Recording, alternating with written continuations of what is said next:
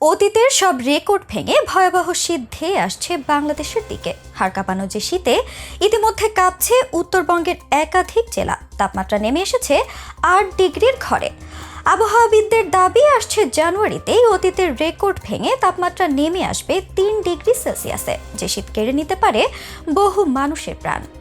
সারা দেশে কমতে শুরু করেছে দিন ও রাতের তাপমাত্রা। রাজধানী সহ দেশের সব অঞ্চলে জেঁকে বসেছে শীত। বিশেষ করে উত্তরের জেলাগুলোতে শীতের তীব্রতা অন্য জায়গার তুলনায় কিছুটা বেশি। এমন অবস্থার মধ্যে পঞ্চগড়, রাজশাহী ও চুয়াডাঙ্গা জেলার ওপর দিয়ে মৃদু শৈত্যপ্রবাহ বয়ে যাচ্ছে। এর মধ্যে পঞ্চগড়ে তাপমাত্রা নেমে এসেছে ৮ ডিগ্রির ঘরে, যা মৌসুমের সর্বনিম্ন তাপমাত্রা। আগামী সপ্তাহ থেকে শৈত্যপ্রবাহ আরও বিস্তার লাভ করতে পারে। একই সঙ্গে জানুয়ারি মাসে তাপমাত্রা কমে ৩ ডিগ্রি সেলসিয়াস পর্যন্ত নামতে পারে বলেও আশঙ্কা করছেন আবহাওয়া বিশেষজ্ঞরা। দেশে চলমান শৈত্যপ্রবাহ ১৯শে ডিসেম্বরের পর আরও বিস্তার লাভ করতে পারে। এ সময়ের মধ্যে ঢাকায় শৈত্যপ্রবাহ হানা না দিলেও তাপমাত্রা ১০ ডিগ্রি সেলসিয়াস অথবা এর কাছাকাছি আসতে পারে। আবহাওয়াবিদদের দাবি, গত বছরের মতো এবারও ঘন কুয়াশার প্রবণতা থাকতে পারে। পাশাপাশি শীতের পরিমাণ বেশি থাকতে পারে। জানুয়ারিতে ৩-৪ ডিগ্রিতে তাপমাত্রা কমে আসতে পারে। এদিকে গত ১৩ই ডিসেম্বর সন্ধ্যা ৬টা থেকে পরবর্তী ৭২ ঘন্টার জন্য দেওয়া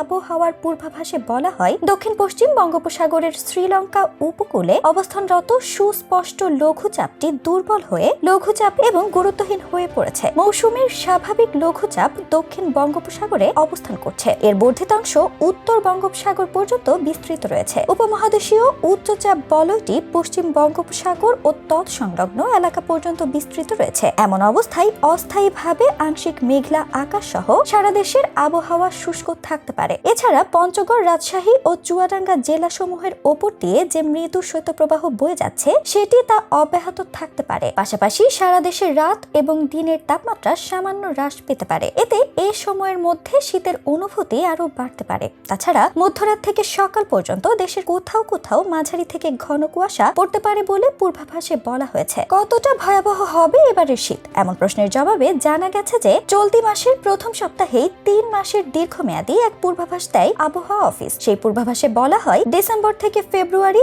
এই ৩ মাসে মোট ১২টি শৈত্যপ্রবাহ ও শিলাবৃষ্টি হতে পারে। উল্লেখ করা হয়েছে, এ সময় সামগ্রিকভাবে দেশে বৃষ্টিপাতের পরিমাণ স্বাভাবিক থাকবে। এ সময়ের মাঝে অন্তত ৩টি, সর্বোচ্চ ৮টি মৃদু থেকে মাঝারি ধরনের শৈত্যপ্রবাহ বয়ে যেতে পারে। তাপমাত্রা যদি ৮ থেকে ১০ ডিগ্রি সেলসিয়াস হয়, তবে সেটাকে ধরা হয় মৃদু শৈত্যপ্রবাহ। তাপমাত্রা এর চেয়ে কমে ৬ থেকে ৮ ডিগ্রি সেলসিয়াসে নামলে হয় মাঝারি শৈত্যপ্রবাহ। আর ৪ থেকে ৬ ডিগ্রি সেলসিয়াস হলে সেটাকে তীব্র শৈত্যপ্রবাহ ধরা হয়। তাপমাত্রা ৪ ডিগ্রি সেলসিয়াসের নিচে নেমে গেলে সেটি হয় অতি তীব্র শৈত্যপ্রবাহ। তবে শৈত্যপ্রবাহ হিসাবে ধরতে হলে এই তাপমাত্রার স্থায়িত্বকাল অন্তত ৩ দিন হতে হবে। অর্থাৎ তাপমাত্রা ১০ ডিগ্রি সেলসিয়াসের নিচে নামলেও তাকে কমপক্ষে ৩ দিন থাকতে হবে। এবছর শীতের অনুভূতি গতবারের চেয়ে বেশি হবে। কুয়াশা এবং অতি বৃষ্টির কারণে এবার শীত বেশি হবে। বাতাসে অনেক ধুলাবালি থাকায় কুয়াশা বেশি হবে এবং শীতও বেশি লাগবে। সেই সাথে এবছর আগস্ট সেপ্টেম্বরের বৃষ্টিপাতের পরিমাণ বেশি ছিল। বেশি শীতের এটাও কারণ। এদিকে তীব্র শীত ও